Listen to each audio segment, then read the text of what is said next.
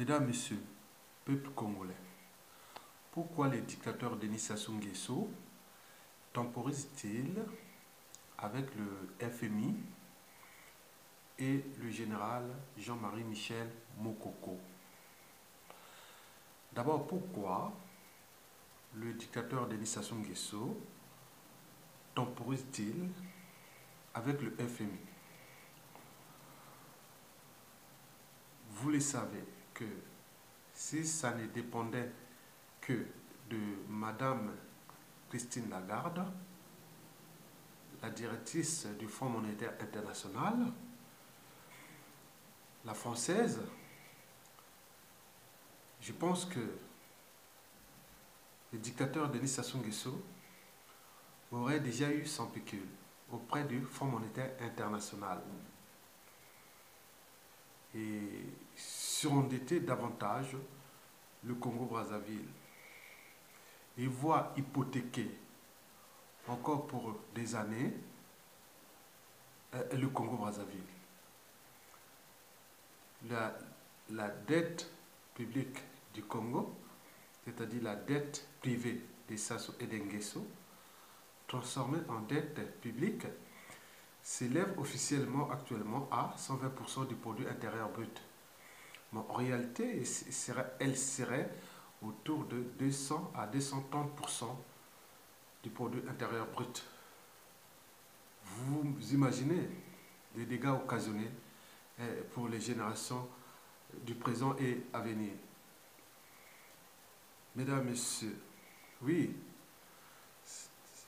Madame Christine Lagarde aurait donné du pécule à Denis Sassou Nguesso.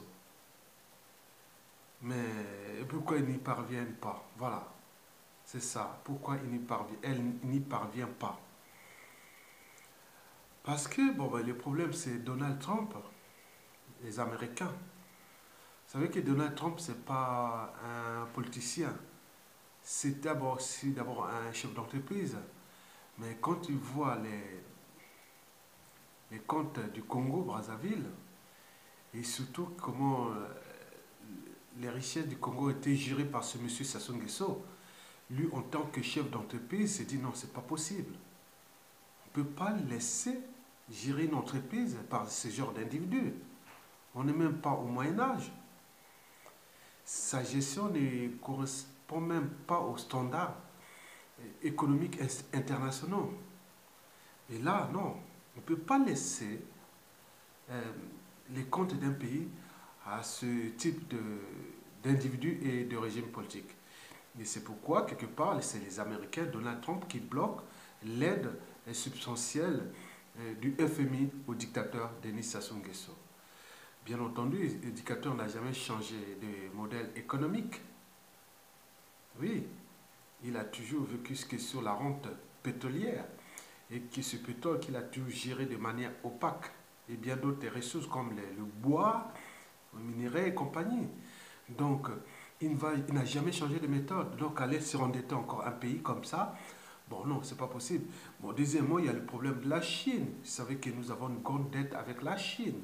Mais la Chine, d'après les informations, qu'elle s'est fait avoir par Sassou Nguesso. Donc, il y a des négociations entre eux. Ils ont des embrouilles entre eux. Pétrole contre infrastructure à la con, hein, qui sont d'ailleurs empoisonnés, et on voit les résultats. Donc, c'est des contentieux qu'il faudra avoir dans l'espace et le temps. Donc, Sassou Nguesso ne peut pas avoir de pécule, c'est surtout à cause de ces trois éléments-là. C'est-à-dire Christine Lagarde qui est bloquée à cause des Américains et des Chinois. Alors, oui, mesdames, messieurs, regardez et pourquoi ça se temporise maintenant avec le FMI. D'abord, il faut voir que lui, il croit que avec son mangeoire, le pétrole, c'est son mangeoire.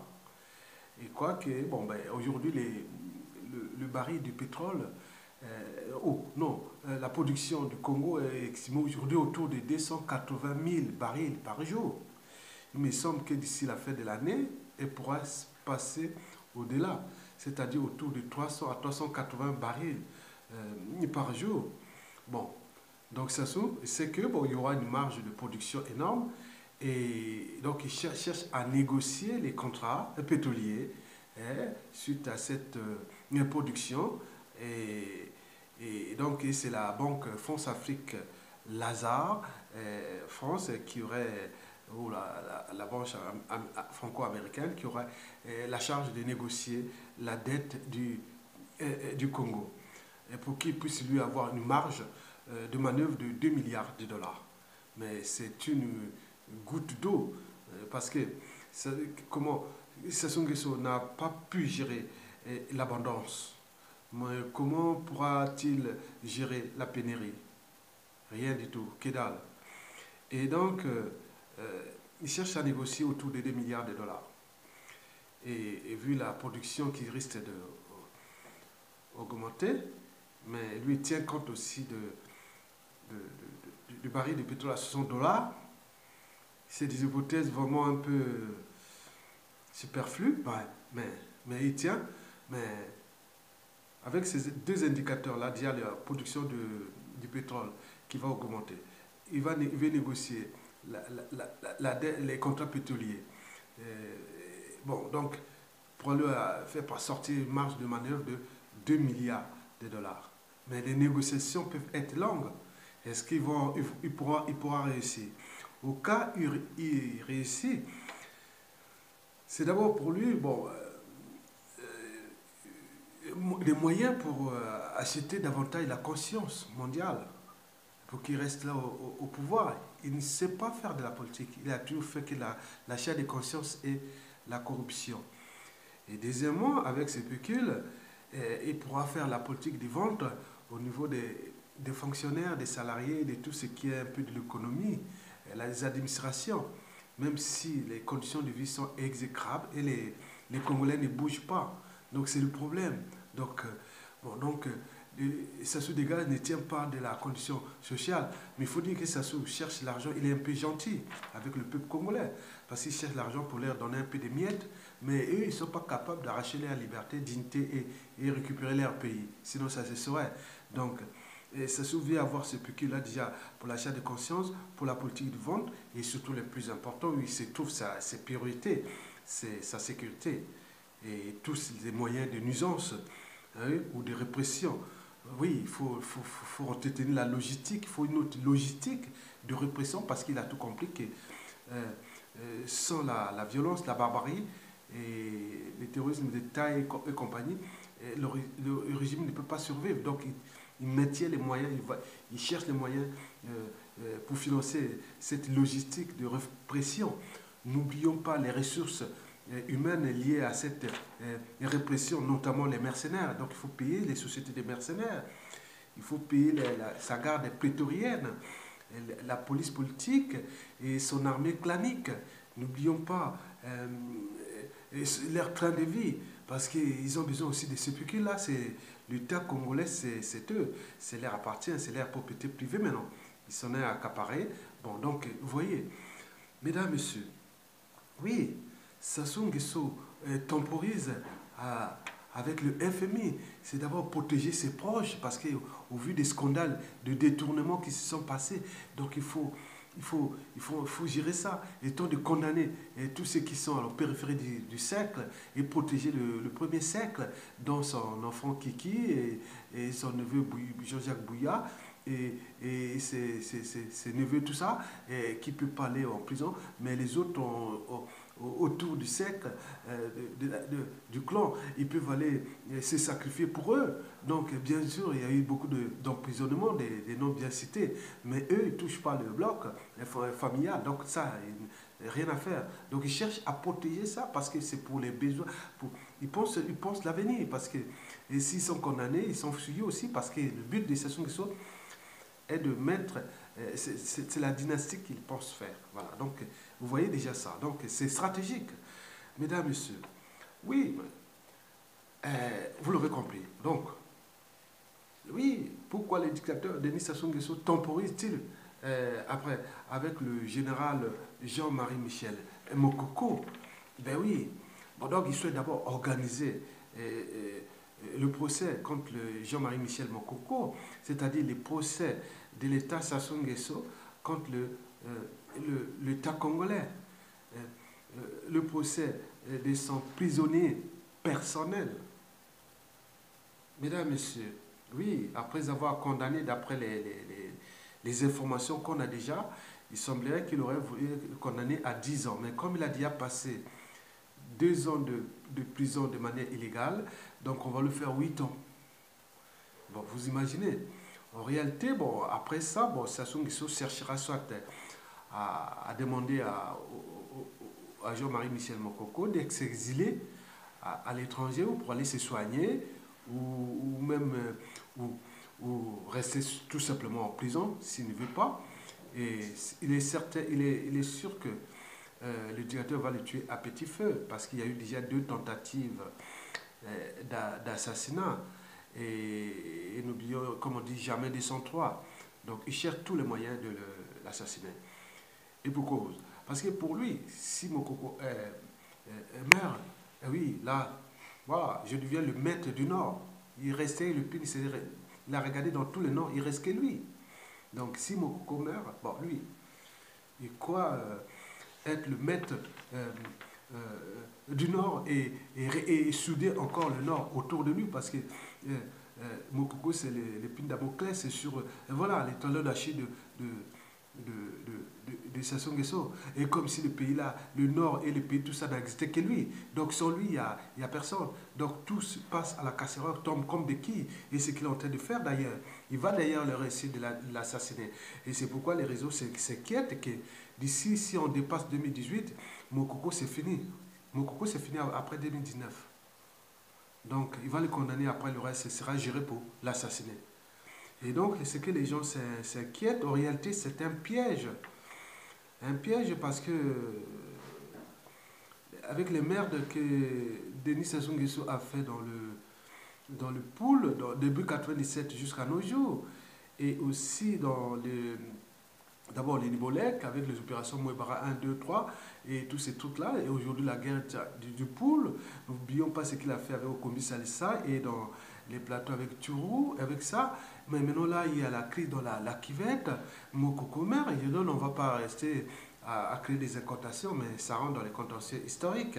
Les divorces, il y a consommé depuis, avec ces Mboshi-là.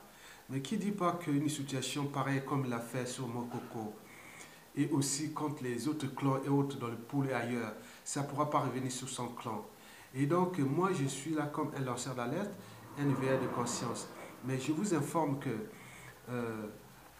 pour les Makois, déjà, à l'échelle, vous êtes fichés comme des lâches au niveau civil, politique et militaire. Et demain, il arrivera des situations pareilles, donc inversées dans la cuvette, parce que notre région est visée. La cuvette est visée pour encore des années. Ça ne pas éternel, mais nous ne serons pas unis. Ne rêvez plus que le Nord et le Nord, la cuvette est unie. C'est des gars de Sassou qui sont en mangeoire, qui l'ont été détruits. Demain, on va se trouver face à face. Différentes échelles, même dans la cuvette, même les Kouyou, même les Makwa, entre les blocs de ceux qui étaient avec Sassou Ayessa et d'autres qui ont sacrifié Mokoko. Et ce sera comme ça. Et demain, certains pensent même que dans cette situation géopolitique, il sera même d'encourager l'arrivée au pouvoir d'un gars du pool ou des Nibolek pour que ces problèmes-là soient réglés. Et du point de vue civil ou militaire, on trouvera les stratégies pour réparer ces problèmes des institutions militaires et réparer ces trucs-là et commettre et réparer les contentieux historiques au niveau de la justice et des devoirs de mémoire.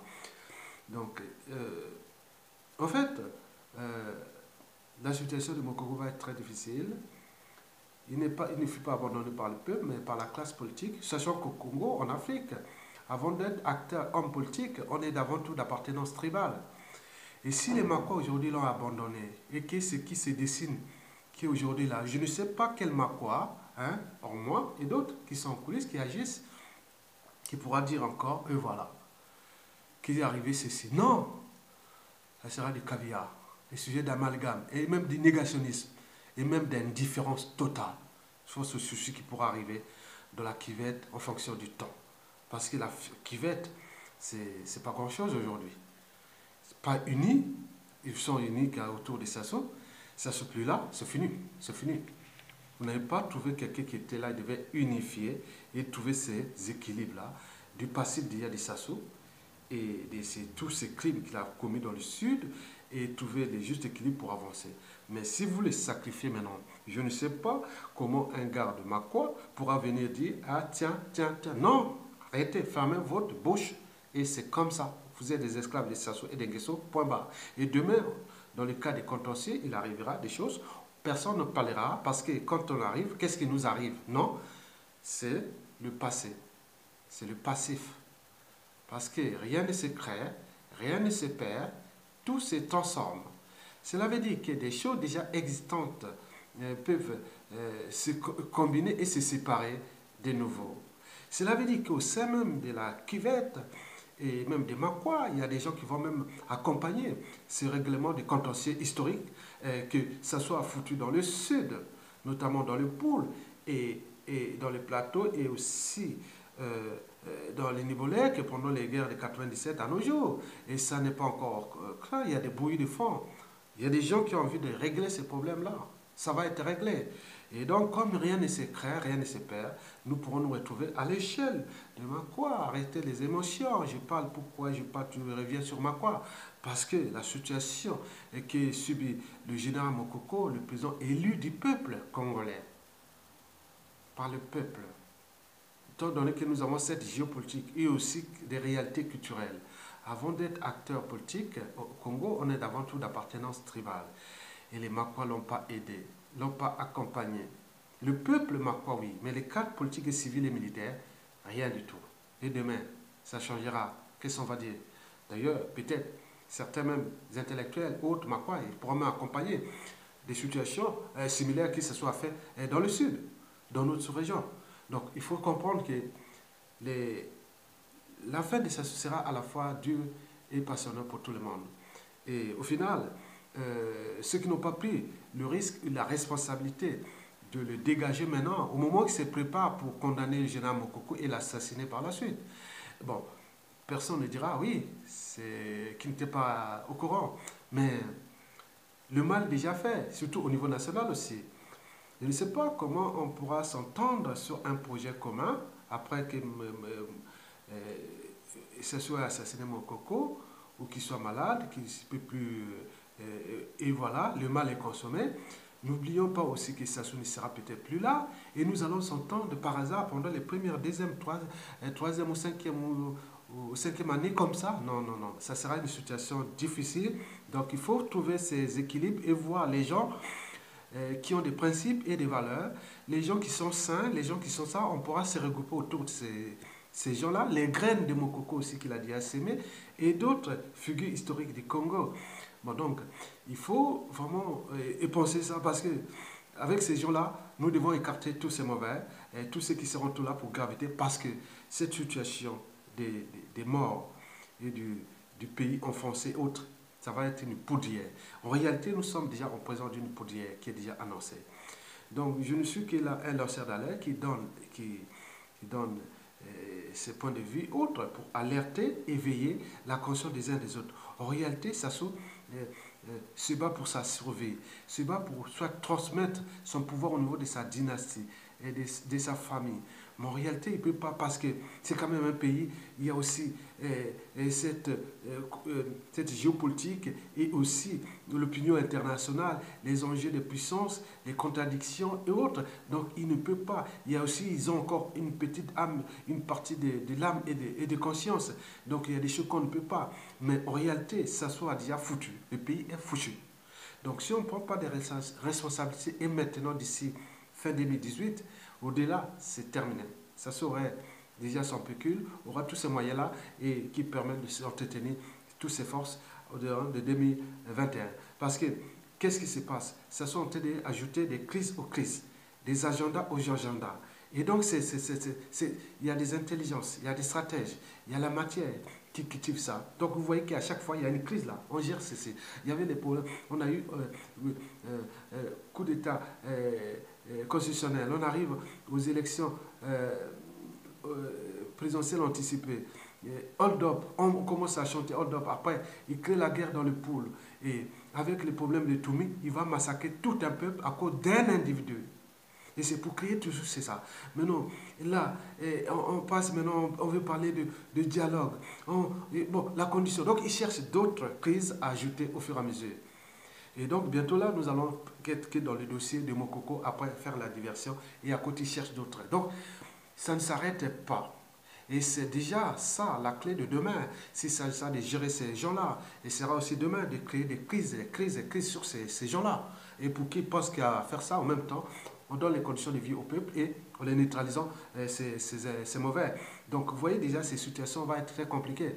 Donc, moi, je terminerai pour dire que, en réalité, le FMI a envie de donner du pécule aux dictateurs de Sassou Nguesso. Parce que le FMI, selon l'ancienne ordre mondial sorti de la Seconde Guerre mondiale, appartient à la France. La France, c'est le FMI. Le FMI, il donne le pécule, il y a le franc CFA, ça nourrit les trésors publics français. Donc, ils sont un peu bloqués, tout cela. Donc, on s'en fout de que le Congo soit hypothéqué. C'était ça. Maintenant, avec l'arrivée de Donald Trump, américain, dit non, c'est pas possible. Donc, c'est pas un politicien, c'est aussi quelqu'un qui sait les fondamentaux des règles économiques. Et il y a aussi le problème de la Chine. Et donc la Chine, ils ont un embrouille. Et donc on voit comment cette histoire va se terminer entre eux. En réalité, le Congo n'appartient plus au peuple. Ça appartient à Sassou et à eux qui gèrent entre eux et autres. Mais toute chose a un début et une fin. On ne sait pas comment à tout instant cela peut se terminer. Quant au cas du général Mokoko, il est toujours aimé par son peuple, mais abandonné par la classe politique. Et n'oublions pas qu'au Congo, avant d'être acteur politique, on est avant tout d'appartenant politique. Je vous informe qu'en tant que Makwa, les Makwa, tant civils que militaires, ont abandonné Mokoko. Le peuple Makwa, non. La tribu, non. C'est eux les gens là-bas qui sont pour leurs intérêts politiques, économiques, militaires et autres. Ils ont abandonné. Mais demain, ils vont venir chercher les gens à autres. J'ai eu même un qui a voulu, non, je ne veux plus rencontrer ces gens-là. Restez avec le dictateur et faites votre jeu là-bas. On va vous détruire là-bas, détruire le pays, et vous êtes là en train d'accompagner. Quant à la géopolitique nordique, et certains individus, même faux résistants ou dissidents, les informations circulent qu'ils font le jeu du dictateur. Ils sont en liberté, ils ont les moyens, ils ont les salaires, malgré qu'ils sont opposants, et alors que tous les opposants autres, qui sont les vrais, ils n'ont plus de salaire autre. Mais eux, ils touchent quand même les salaires, mais on sait qui est le jeu parce que les informations circulent. Même ceux qui sont sur la place de Brazzaville, les anciens ministres qui ont été même dans la dissidence, dans la résistance, dans l'opposition, ils touchent leur salaire, alors que d'autres n'ont pas. Mais pourquoi ce temps? Donc, quand c'est flou, il y a un lot. Mais en réalité, nous sommes là, un peuple en danger, un pays en danger. On ne sait pas comment va se terminer cette histoire-là. Pourquoi? Parce que, comme l'avait dit Henri Morterland, dans un pays, il n'y a que deux partis. Il y a le parti des gens qui osent dire oui et l'autre qui n'ose pas dire non. Et quand ceux qui n'osent plus dire non dépassent en nombre considérable ceux qui osent dire non, le pays est fouchu. Donc nous sommes prêts aujourd'hui pour l'esclavage de Sassou Nguesso pendant cette période-là. Le pays là, on ne sait pas comment va se terminer cette histoire. Et sera difficile. Je vous dis sincèrement difficile parce que Sassou est venu trouver ce pays. Le pays là a existé avant lui. Il sera d'ailleurs après lui. Dans quel état et dans quelles conditions? Les haines, les rancunes, il y a eu beaucoup de morts, d'assassinats, de déclassements, de violences, de traumatismes, de plein de trucs qui sont toujours là. On enlève, on continue à enlever, on continue à... Vous voyez que tout va se terminer comme ça sur un lavement de mains. Non, demain, ce ne sera pas comme ça. D'où l'enjeu de responsabiliser, en tenant compte de cette géopolitique nord, surtout de la Kivette, et notamment, je parle aussi de Makwa, prennent votre responsabilité au niveau civil, politique et militaire. Parce que, oui, comme disait Margaret Mead, ne doutez jamais, un petit groupe d'individus conscients et engagés puisse changer le monde. Historiquement, c'est toujours de cette façon ou de cette manière que les changements s'étaient produits. Donc, est-ce que si vous êtes libre dans votre effort intérieur, regroupez-vous, agitez vos neurones et trouvez les solutions pour sauver les pays. En réalité, il s'agit de sauver des pays. Il ne s'agit pas de sauver un homme. Monsieur Moukoko n'est plus sauvé, il est en prison depuis. Mais le pays est en train de s'enfoncer. Donc, il ne s'agit pas de sauver seulement Moukoko. Il s'agit de sauver surtout un pays. Et vous l'aurez compris. Mesdames, Messieurs, je vous remercie.